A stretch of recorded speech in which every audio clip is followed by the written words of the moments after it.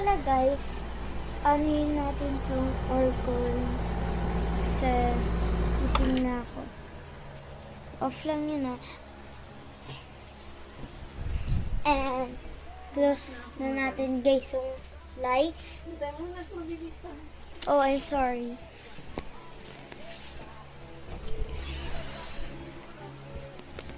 So, wala guys, antok pa rin ako.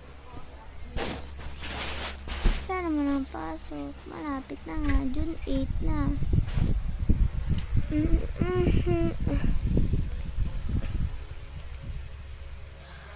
Pebot.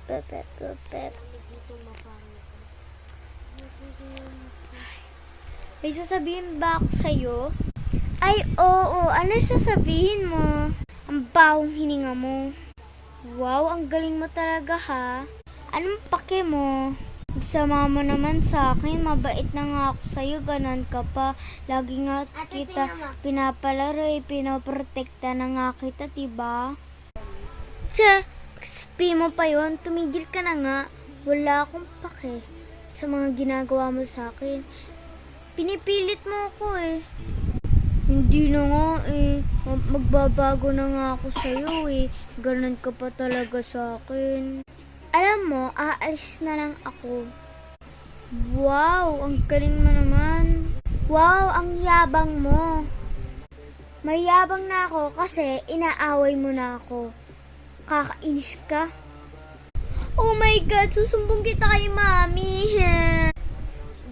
That's your deserve, duh. Mami, naaway po ng kaklase ko. Ay, huwag mo na ipansinin. Lagi ka ng ganan. Sige na nga. Deserve, nakita ko pa nga sa lamin. Pati, pinagalitan pa nga siya. Punta na nga ako sa bahay. Ala, meron na sa bintana. Siya yung nangangaway sa akin, diba? Dapat wala na siya dito. Buti naman, umalis na siya. Iinis na talaga ako sa kanya. Rinig na rinig ko yun.